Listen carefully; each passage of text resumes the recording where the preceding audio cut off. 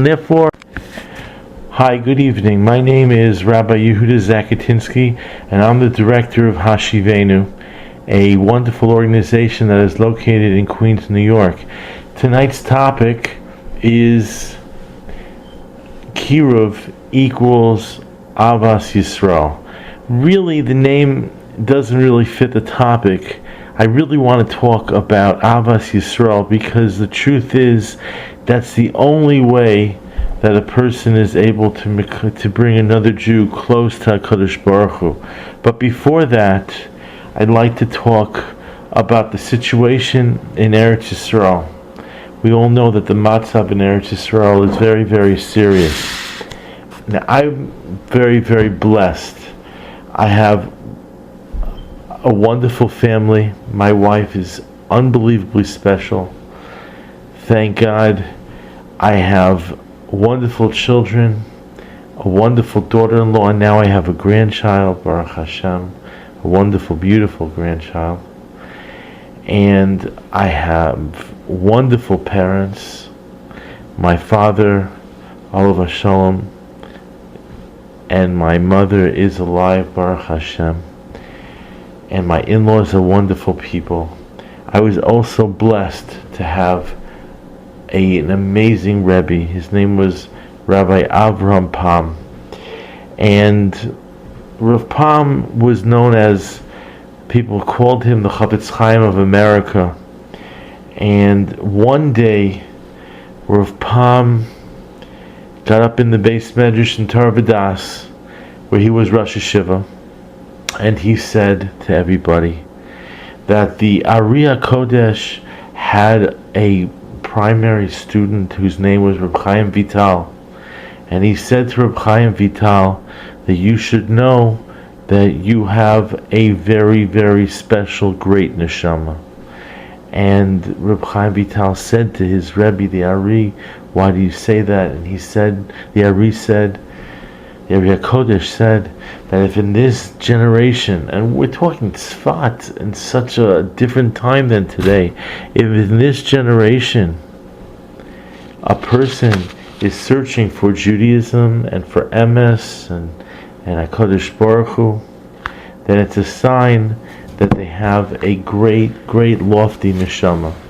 And Rav Pam went on, and we're talking about approximately 30 years ago. Rav Pam, maybe 32 years ago, Rav Pam said, if in this generation you Bachram are sitting here learning and doing your best to get close to HaKadosh Baruch Hu, and he probably didn't just say Bachram, but he said if everybody here is trying to get close to HaKadosh Baruch Hu, it's a siman, it's a sign that you have great neshamas. So as a Talmud of Rav Pam, I would say the same thing. Everybody who's going on the listening to this shir, why are we doing this? Because we have a ratzon to get close to HaKadosh Baruch Hu. So we all have very, very, very high neshamas. So we have to know that. And we have to use that strength to be mispalel to HaKadosh Baruch Hu, that He should bring the geula, and He should protect all the soldiers that are putting themselves in harm's way for the purpose of protecting Klal Yisrael. And He should protect all the Yidden in Eretz Yisrael who are in a situation of potential sakana. And HaKadosh Baruch Hu should of course protect all the Yidden in Galus, because our situation is also precarious, and without HaKadosh Baruch Hu's protection we don't have a chance. So be'ezus Hashem Yisbarach, with everybody's tefillos, Hashem listens to the tefillos of tzaddikim. And it says in the introduction mission of Pirkei Avos, va'amech kulam tzaddikim. So Hashem should be'ezus Hashem listen to our tefillos. The Kedushas Levi, the holy Kedushas Levi Yitzchak from the city of Bardichev, pointed out a very interesting point in his Sefer Kedushas Levi on Parshas Noach. He says something very interesting. If we look at Rashi in reference to Noach, it says that Af Noach Miktane Amuna Hoya, that Noach was a person of small faith. Can you imagine? The pasuk says that Noach is Ish Tzadik Tamim Hoya B'Dor Yosef, that he was a tzaddik, complete tzaddik. But yet Rashi says that he was Miktane Amuna. How could that be? So as the Kedushas Levi actually says that, he says, Hech Yachol Liyoseh. How could that be? Ki HaKosav made of alav. The pasuk specifically states about Noach ish tzadik tamim haya b'dor Yosef. So that's the first question that the Kedushas Levi asks about this. He asks another question. He says, B'yod Kashan. He says another thing. Lama lo haya mispalel Noach levatel ha'gezerah. You know, Avraham was mispalel for Sodom that they should be saved. Why didn't Noach? We have no reference that Noach was mispalel to Hashem like Avraham was mispalel to Hashem in reference to the Rishonim of Sodom. Why Noach doesn't seem to? We have no reference, no clue that he davened at all to Hashem to save the people. So the Kedushas Levi goes on and says that there are two types of tzaddikim. There's one type of tzaddik that says that he knows that there's a concept of tzaddik gozer v'HaKadosh Baruch Hu mekayim. That's one type of tzaddik. And then there's a second type, he says. There's tzaddik echad who says that he's a tzaddik b'shafal be'enei atzmo ma'od ma'od. He's so modest and so humble, and he doesn't believe in himself so much. V'choshev b'libo, he says to himself, Mi ani she'espalel levatel ha'gzeira. Who am I that can break a decree? L'chein eini mispalel levatel ha'gzeira. So therefore, this type of tzaddik, he's a really good person, but he doesn't daven to HaKadosh Baruch Hu to protect the klal, because he doesn't think that he has the power. And therefore, I'm going to read you these words. It's unbelievable. V'Noach, Hagam, this is from the Kedushas Levi again. Hagam shohoya tzadik gamor, even though Noach was he was a tzadik gamor. B'tamim hoya, and he was totally complete. But katan be'einav ma'od.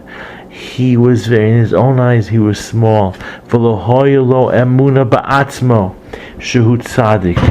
Moshe, he didn't realize, he didn't have that personal confidence that he had the ability to change the world through his tefillah. He didn't realize it. V'yachol levatel ha'gezerah. Adrabah, he thought the opposite. He thought that he wasn't any better than anybody else, and therefore, what can he do? He felt that he said, Imani eya nitzal b'teva, that if I'm going to be saved in the teva, v'ani ain't tzaddik yosef mishar hador. He felt that, you know what? If I'm going to be saved, hema gamken yinat, so they'll also be saved. V'lachein lo hoya mispalel. And that's why he didn't daven. And that's why he's called, according to Rashi, Af Noach Mitani Amuna. What does that mean? The Kedushas Levi spells it out. Ratzalomar Noach Hoya Koton Be'einav. He was small in his eyes. People, we've got to be big in our eyes, not Balei Gaiva. You gotta be a fool to be a Bal Gaiva. What do we know? But rather to realize that we have koichus. We have to know that we have a lot of strength. And we have to daven. You know, it says in Pirkei Avos, it says, and then after this, I'm going to go into the topic which is for tonight. It says in Pirkei Avos, and this actually is very important when it comes to bringing people close to HaKadosh Baruch Hu. It says, Azei ponim legehenim, uboshes ponim legan Eden. So the typical pshat is very simple. Azei ponim legehenim. A person who is brazen goes to Gehenna, goes to hell. We don't want people who are brazen, tough, difficult people. That's not the Torah way. It's like a person who you're sitting in a traffic jam and you stick your head out at your sunroof and you scream, "Get off my highway." That's not the way of a tzaddik. And the Mishnah goes on and says, "Uboshes panim legan Eden," and a person who's mild and meek, he goes to Gan Eden, which normally means like a person who's humble and quiet and he's sweet, soft-spoken.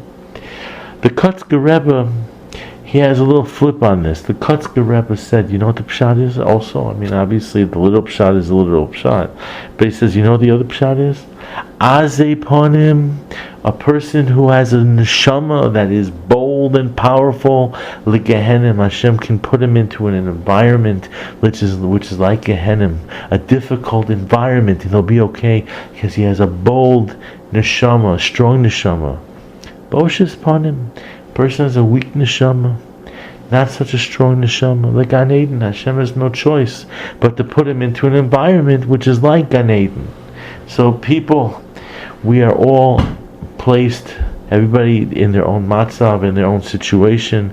Everybody knows their own situation, but it's very clear for anybody who has any brains realizes that the world we live in today is a difficult world, and therefore we have very strong neshamas, and we have to scream out to HaKadosh Baruch Hu to protect all Klal Yisrael, and to bring all Klal Yisrael close to Avinu Shebashamayim. It's such an important thing, such an important thing. At the end of the day, when it comes to bringing Yidden close to HaKadosh Baruch Hu, we can at least all daven that our brothers and sisters and cousins and relatives and family should all get close to HaKadosh Baruch Hu. If nothing more, if nothing less, we can at least all during our tefillos not be so self-centered and wrapped up in our own davening for ourselves, but let's daven also that HaKadosh Baruch Hu should open up the heart of all the other Yidden, that they should get close to HaKadosh Baruch Hu. So, I want to tell you a story that happened. I first started the conversation. The first thing I told you about here was about my Rebbe, Rav Pam. So let me tell you another story. One day in Torah V'das, it was actually right before Shavuos, and Rav Pam had a custom that in Torah V'das there are two different Batei Midrashim. There's the big base Medrash, where Rav Pam would get up every Thursday before Shabbos Mevorchim, or actually it might have been Shabbos Rosh Chodesh. I just don't remember, but it was on the Thursday before, and there was the small base Medrash upstairs, which every other Friday Rav Pam would speak about thoughts on the Parsha. So this happened on a Thursday right before Shavuos. He got up in front of the base Medrash and he said, do you know what the tools were that Naomi used to bring Ruth close to HaKadosh Baruch Hu? Remember, Ruth is the daughter-in-law who becomes Megayer, and the catalyst was Naomi, her mother-in-law. And very often, mother-in-laws and daughter-in-laws, father-in-laws and son-in-laws, sometimes things don't go along so well. So he said, do you know what the tools were? And Rav Pam went on and said, the tools were her midos tovos, her beautiful ways, her midos tovos, her excellent character traits. And he said, you know how we know it? A person's name reflects the personality traits of the individual, the essence of the person. You can know a person by their name. And he said that the word Noam, her name was Naomi, which comes from Noam, which means pleasant, that her ways are pleasant. And then he said of something which I'll never forget. He said, Derachecha darchei Noam, the ways of the Torah are sweet. He said, and if it's not Noam, if it's not pleasant, he said, it's not Derachecha, it's not the way of the Torah. Now, granted, sometimes there's a time when you have to have kanoyus, which means a strong position. There are times, But the basic point that Rav Pam was saying was that the way to attract people to Torah and Judaism is through the Midos Tovos and Derochecha Darchei Noam, and if it's not Noam, if it's not pleasant, it's not Derochecha. So at that time I was teaching in Esha Torah, and Esha Torah was very into trying to prove and show people philosophically God's existence and the veracity of the Torah. So I went over to Rav Pam and I said to Rav Pam, well, what about all the hashkafa? I remember saying all the hashkafa to Rav Pam. And Rav Pam said to me, Yehuda, hashkafa is important, he said to me. But at the end of the day, it's the midos. It's the midos tovos that attract a person. It's the midos tovos which show you that this is a person I want to emulate, I want to be like. And the truth is, I want to be like Rav Pam. My gosh, his midos were so unbelievable. They were just unbelievable. And anybody who's ever seen a true tzaddik, it's your whole life changes when you see a tzaddik and how he interacts with people, and how he cares about people, and how he feels about people. You know, one of the big things is to be able to feel another person's situation. When you feel another person's situation, that's Ahavas Yisroel. When you feel another person's situation, that's how you bring people close. You know? So there's a story. You know, when it comes to these stories, many Rebbes and many Rosh Yeshiva, many people have said the same lines. I don't know who is the true author. It might have been many people. But the concept is that maybe the stories didn't happen, but we have to believe that they could have happened. That's the basic gist of the stories anyway. So there's a famous story with the Baal Tanya, the first Lubavitcher Rebbe. And the story goes that the Gabbai asked him why he sweats. He's constantly perspiring. Why is he perspire so much that he needs to change his clothing so much? So the Rebbe said, the Baal Tanya said, let me explain. When somebody comes to me with a problem, and I sit there, and I'm dressed like the Rebbe, I have the attire of a Rebbe on, and the person is speaking to me, I have to quickly change into their clothing in order to understand the question that they're asking. But before I give over the answer, I have to put my clothing back on because I have to give it over with where I'm sitting. But then I have to put on their clothing to understand how they're going to hear the answer that I'm giving them. And then I have to put back my clothing in order to hear their response. Then I have to go and put their clothing on in order to give the response. And this goes on all day long, because he said in order to truly help a person, you have to be in their clothing and in there and understand them. And therefore, he said, how could I not perspire if I'm doing such an activity? We have to feel for everybody, but it's the Midos Tovos. It's the Midos Tovos. Let me tell you an amazing story. This really happened in my house. I am obviously not privy to share names because, you know, that would be inappropriate. But this really happened. I'm sitting there was a girl, and her cousin had come to Hashivenu, that's the organization which we run, and she enjoyed very much, and she was Shomer Shabbos. She was a Balash Tshuva, and she was Shomer Shabbos. So she told her cousin, who was 18 years old at the time, that maybe she would like to come to our home for a Shabbos. So this girl calls me up and says she'd like to come for Shabbos. I said for sure. She lived in the neighborhood, so there was no issue of driving or anything like that. And I said for sure, come on over. So she came to our home, and in the middle of the meal, my wife asked me to pass the salt. I just wanted some salt. So I passed the salt. I didn't think twice about it. I didn't say, like, you know, why don't you get it? I didn't tell one of the kids to get the salt and to pass it. I didn't think anything. Just like, you know, like a mensch. You just act like a nice, good person. Well, this was so shocking to this girl because she had never seen the interaction in a family in a healthy way. And this is the truth. The woman lives now in some very fine Jewish neighborhood with 6 children. They all go to yeshiva. And she changed her whole life based on what we would just say is menschlichkeit. I wasn't doing anything special. I was absolutely doing nothing special. I was just acting the way a regular person would. But, I was blessed to have been very close to Rabbi Aryeh Kaplan. I shouldn't say very close because I didn't spend enough time with him, but I used to spend time with him.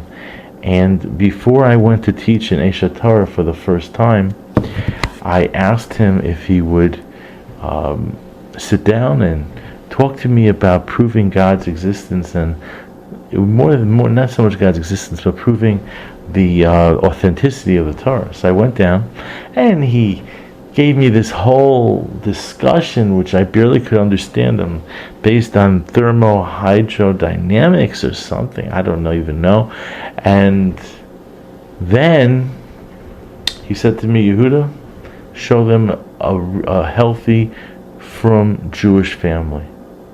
He didn't say the word healthy because he assumed that it would be a healthy family. He said to me, show them a nice, firm family. And you know what? He was 100% right. We take it for granted, but the bottom line is the way we act, people are looking, people watch us constantly. We have to make a Kiddush Hashem. I want to tell you, one time I was driving down on Pennsylvania Avenue, and then I went on to Linden Boulevard. Those are large streets in Brooklyn. And my yarmulke flew out the window. Now, it happens sometimes, men will understand. The yarmulke flew out the window, and I couldn't find it. Okay, what am I going to do? So I'm in the car, and I have a yarmulke on. And my car has absolutely no identification of it being a Jewish car. There's nothing that would make you think it's Jewish. There's no mezuzah on the car. There's no I love Israel. There's no sticker of, I don't know, El Al or Hebron. There's nothing on the car which would show that it was Jewish. I pull into a gas station, and the attendant says to me, Rabbi, what can I do for you today? I'm saying, how do you know I'm a rabbi? How do you even know I'm Jewish? The answer is that they know who we are. Everybody knows who you are. I was down in Washington, D.C., and we were in the I Spy Museum, and I saw an entire group of Hasidim walking in, and they were wearing baseball caps, And I'm saying, what, you think people don't know? Everybody knows who we are. Everybody knows who we are, and they're watching us. Everybody is watching us, and therefore we've really, really got to make a tremendous Kiddush Hashem. Everybody's worried about what you see on the internet, but at the same time, we have to know that whatever we do potentially could go on the internet for good and for bad, and therefore we've got to be very, very, very careful about making a Kiddush Hashem, and God forbid, not making a Chil Hashem. Number 2 I'd like to tell you about. I had a good friend in Yerushalayim. He was a big tzaddik, Zechet Tzaddik V'Kodesh Livracha. His name was Abraham Scheinberger. Abraham Scheinberger was a very interesting man. He was a Yerushalmi, I think it was like 6 or 7 generations. Your typical Yerushalmi. And he tried all different businesses, and he really didn't have hatzlacha in different businesses. He opened up a hotel in Metula, and then the missiles came, so his hotel was out of business. I remember he put on a concert, and that night there was a snowstorm. He mostly didn't have much luck in business. He lived in the old city, and his wife was a regular, old city Yerushalmi, and he looked and he saw by the kotel all these people, not from people. And it bothered him. It bothered Avraham. So he went down to the kotel and he invited people up to his house. And he would just invite everybody. and his wife and the family, they appreciated. But in this was in the late 70s. I taught in a shatar from 1978 in the winters. I'm sorry, in the summers from 1978 to 1980. I think 83 or 84. So this was at that time period, and he decided to open his house, and he would go to Machne Yehuda. He would buy the chickens, and he'd buy the challahs, and he did all the cooking himself. He would bring everybody to the house. The neighbors were so upset with him because there was such a ruckus going on. He would sing Heivenu Shalom Aleichem. I remember one time he had a group of Cub Scouts, like about, like 40, 50 of these guys with short little pants in the old city sitting there, and he was just saying, I'm a Jew, you're a Jew, and we have to love each other, and he would sing Heivenu Shalom Aleichem. It was just a beautiful thing. And he came to New, and that became his whole life. And he came to New York, and he had a visit. He went to visit the Lubavitcher Rebbe, Zechat Tzadik V'Kadosh Livracha. And, the Lubavitcher Rebbe, we don't even have to talk about his perspective when it comes to Kiruv. I think in one lump sum, if you think about his attitude toward the idea of outreach, there's one story, before I get back to Avram Scheinberger, there's one story which really tells me the Rebbe's attitude. It was the UJA decided that to remember and the 1.5 million young children that were killed in the Holocaust. The idea was that there should be an empty seat by the Seder. That this would be something that would cause people to remember the Holocaust. So they came to the Rebbe asking him if he would sign a proclamation. And the Rebbe said, I will not. I don't want an empty chair by the Seder. I want another Jew by the Seder. That's what I want. I don't want an empty chair. I want another Jew at the Seder. That was his idea. So I think that. So my friend Avram Scheinberger goes to the Rebbe, and the Rebbe says to him, "What do you do?" And he said, "I'm involved in Kiruv." And at that point, the Rebbe said to him, "You can't call it Kiruv." So my friend said, "Why not?"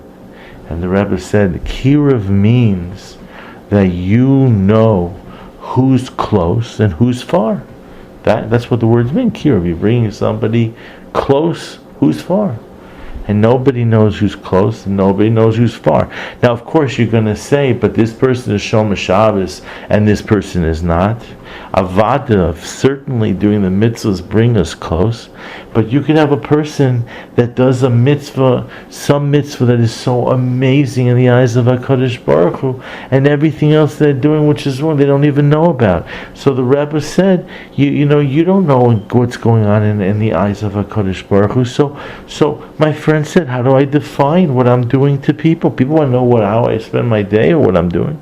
So the Rebbe said, you say you're involved, you're osek in Ahavas Yisroel, in loving Jewish people.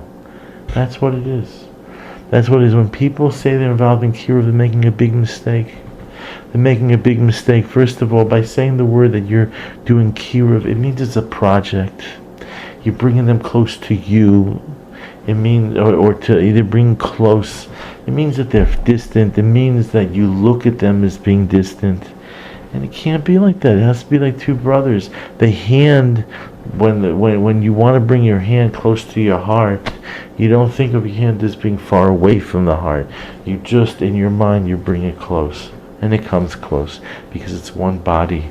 And that was what the Rebbe said. He said that you're involved with Ahavas Yisroel. And if a person really, really means that, and he understands that the way to bring people close is through Ahavas Yisroel. And people close, by the way, doesn't only mean people who are not from. When I'm dealing with people who come from religious backgrounds and are turned off What do you think it is? Do you really believe that they're turned off because they learned a Rambam, and they saw that the Ravid and the Rambam have a machlokas, and they didn't hear the pshat of the Ravid, and therefore they decided to throw away Judaism? Do you really believe that? No, of course not. When you see somebody who was from a religious home, and they're either off the derech or almost off the derech, what's going on is that they had too much chil Hashem, and not enough Ahavas Yisroel. They didn't have enough Ahavas Yisroel. They had too much chil Hashem. It just, I'll tell you, I'm going off the topic. I didn't want to say it, but I'm going to tell you a story. There's a rabbi in Ramaz. He's a wonderful rabbi. And he once told me that he got a phone call from a student of his who went on to Rutgers, and he was writing a paper on comparative prayer, Hebrew Jewish prayer and Sanskrit prayer, which is a Hindu prayer. And he told the professor that he knew all about Sanskrit, but he didn't really know much about Hebrew prayer. So the professor was a little surprised. He said, "I thought you went to yeshiva when you were younger." So the guy said, and the guy's in his 22, 23, I get 21, 22. So the guy said, "Yeah, I did go to yeshiva, but I really don't know much about prayer." So the professor said, "Go back to the yeshiva and go speak, to in the name of go speak to your rabbi." His name is Rabbi Weiser, by the way, and go speak to him. All right. So makes an appointment. He comes down to Ramaz, and he's not wearing a yarmulke. Okay. So Rabbi Weiser speaks to him, and they talk whatever, and he gives him whatever knowledge he needs. But it's unusual that a person comes to a yeshiva and doesn't wear a yarmulke. Like even Clinton, when he goes to the Kotel, wore a yarmulke. I mean, like you're in a Jewish place, you wear a yarmulke. So he says, "Why don't you wear a yarmulke?" So Rabbi Weiser says to this guy, "So explain to me, why you're not wearing a yarmulke." So the kid says, "Because I'm still angry since the 5th grade." Now, in general, when people tell you that they're angry about Judaism or something, that's one thing. But if a guy says or a girl says to you they're angry since the 5th grade, that means that there's some specific situation which they remember that they just can't get beyond. So he said, "What happened?" And the boy said that they were learning in Chumash about the battle between the 5 kings and the 4 kings. And it says over there that Abraham took sand, threw it in the air, and they became projectiles, like missiles. So the boy raised his hand and said, "Rebbe, do you really believe that?" And the Rebbe yelled at him and said, "Apikores," or it's Apikorsis, one or the other. And the boy said, "Those words are still ringing in my ears. I can't get them out of my ears." And that's the end of the story. The story doesn't end that they sing Hava Nagila with each other and they start dancing. The story doesn't end that he ended up going to Or Sameach or Eish Torah. That's not the story. Now, granted, the young man should have gotten over this, but he couldn't. It's a lack of Ahavas Yisroel. You don't tell a person, you don't speak like that to a person. You have to speak in a different way. When you love somebody, you don't talk that way. You just don't. And we have to be very, very, very careful about this. Reb Shimon Shkop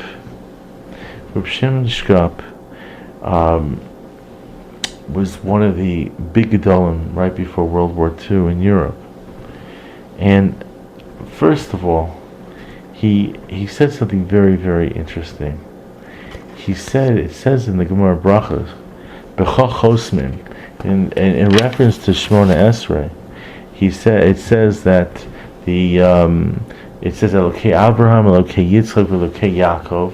So the question of the Gemara is, what is going to be the conclusion of the bracha, and the Gemara answers that it ends with Avraham, Brachat Hashem, Mogein Avraham. So Rosh Shimon Shkop said, you know what that also means? That the final generation, B'chachosmim, means the final generation will be that there'll be many Jews like Avraham Avinu.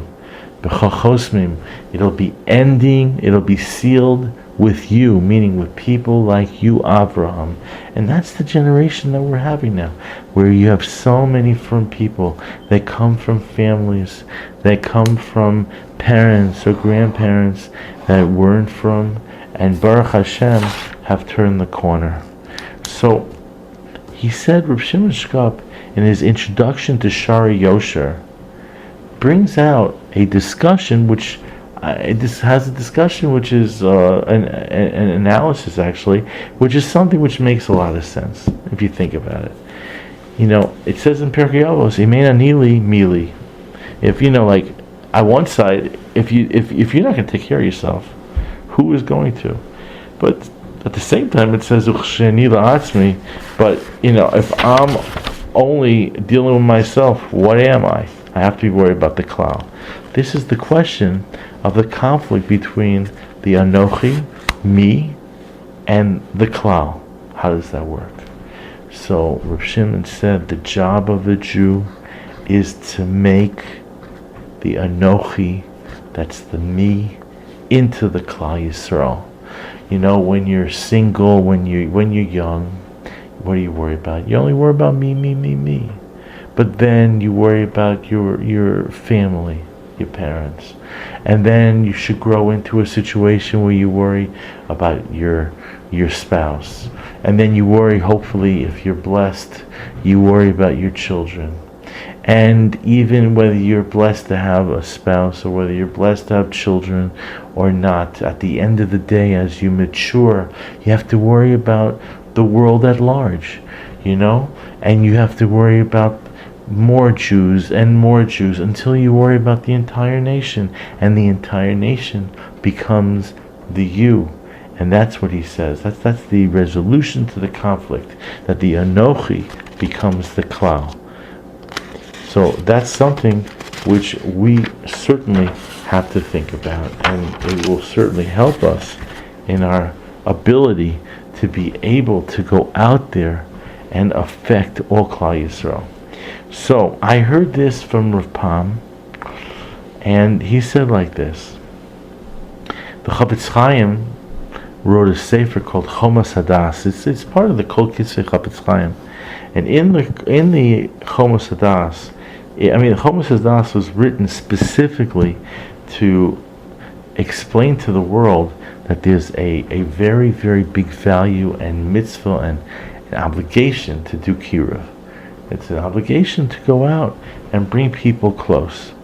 So the Chafetz Chaim went and he spoke at the Knessia HaGedola about, I believe it was in 1912. I don't want to get the dates wrong. I think it was in 1918 or something around there. And he got up and he spoke about how we have to go and bring our fellow Jews close to HaKadosh Baruch Hu. Well, when he got off the podium, he heard people that were saying to each other that Mistama, the Chafetz Chaim, is talking about people like himself. As it says in the Gemara, that first you have to fix yourself and then you worry about everybody else. Chafetz Chaim heard that and he didn't like it. He didn't like what people were saying because that wasn't the point. And he asked to speak again. And he got up and he said that there was a king, and the king went to a town, and when he got to the town, the people gave him to drink water, and the water was not purified spring water. There was dirt in the water, and the king was upset. And the king said, from now on, whenever there's any water that's used for anything of the king, it has to be only spring water. A fire broke out and the entire little village burned down. The king went to the village, and as he was walking over the ashes, he noticed that it wasn't wet. Like, you know, when there's When there's a fire and you're putting water on top of the fire, the ground is muddy and, from the combination of soot and ashes and water.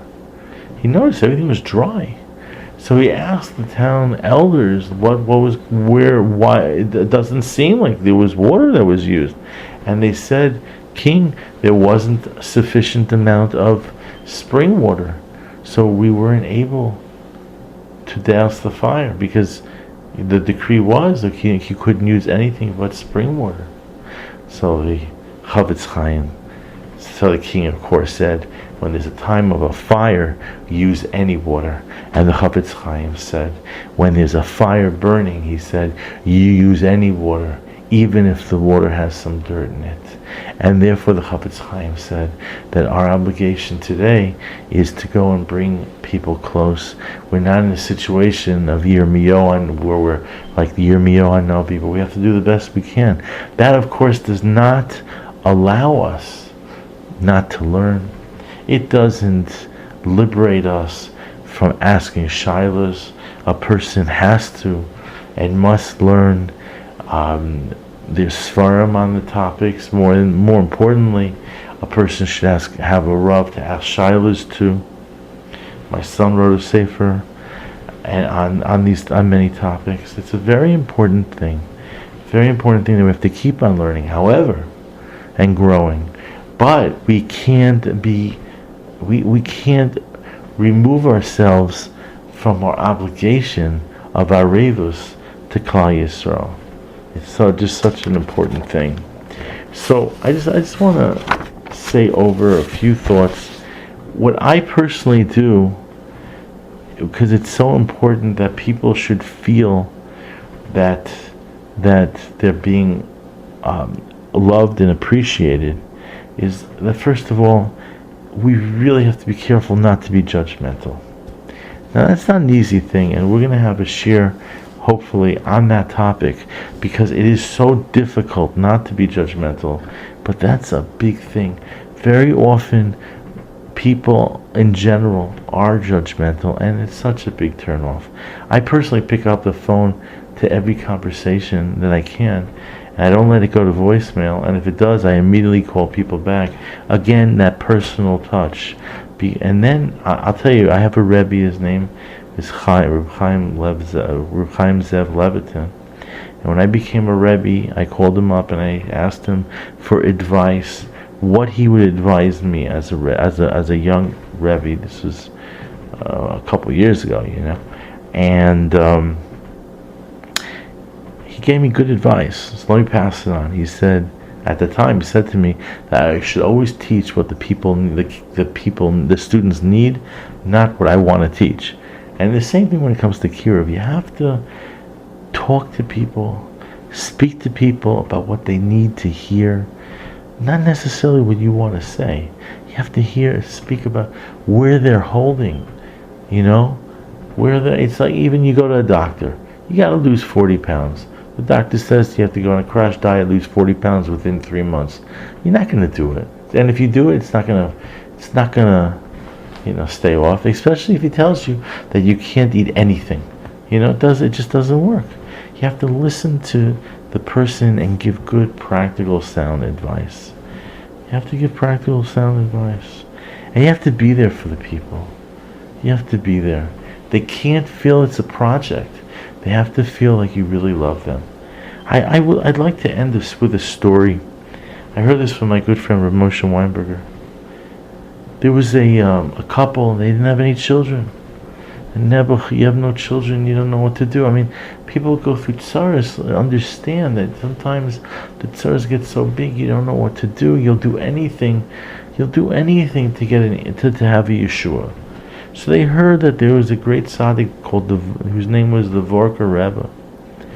And they heard that he was a Balmofes, he was a type of person that could bring miracles. So the husband went. The husband goes to the Vorka Rebbe, gets in and empties his heart. Tells the Rebbe everything. Empties his heart. And the Vorka Rebbe listens and says to the person, I'm so sorry.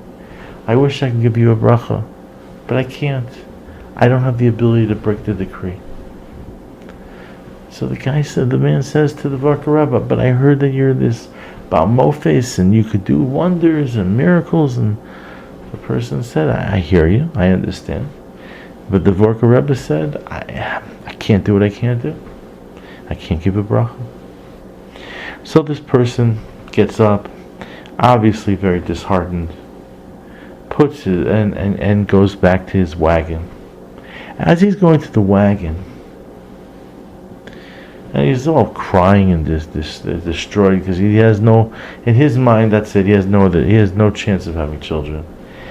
As he sits in the wagon, about to go, and all of a sudden he hears the Rebbe's running toward him with the Gabbai. They're running, and so of course they stop the wagon and they don't go. And the Vorka Rebbe goes, and the man gets out of the wagon. And he goes over to the Vorka Rebbe, and the Vorka Rebbe says, I have to apologize to you. I have to apologize to you with a full heart. And the man said, listen, I understand, you can't do what you can't do. You couldn't give me a bracha, you can't give me a bracha. I understand that and I accept it.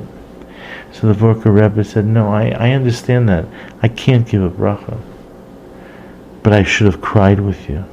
I didn't cry with you. And for that, I have to ask forgiveness. People, we can't always help, but we have to cry with each other. We have to be there for each other. We have to feel the pain of each other. You think when a Jewish person doesn't know where to turn, when we have our tzaras, we go straight and we daven to HaKadosh Baruch Hu. But what do you do if you don't even know how to daven? You don't know what to say. You don't know where to go. You don't know what to do.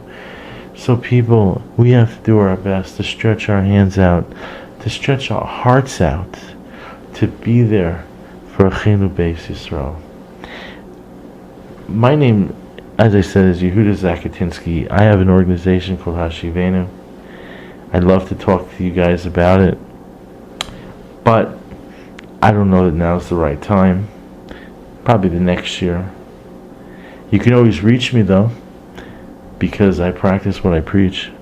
So you can always reach me at 646-591-7025. Don't leave a message. If you don't reach me, call me back. I'll pick up the phone, because I pick up every phone call unless I'm on it or something. And even then I try to.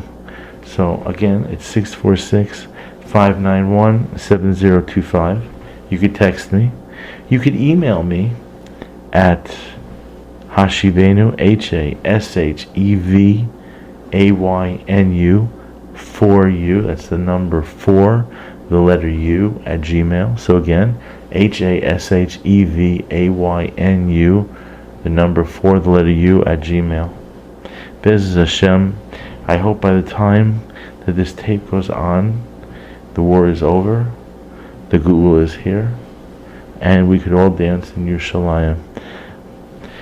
But if not, Bez Hashem, everybody should have a good Shabbos, and we should have Besuras Tovos.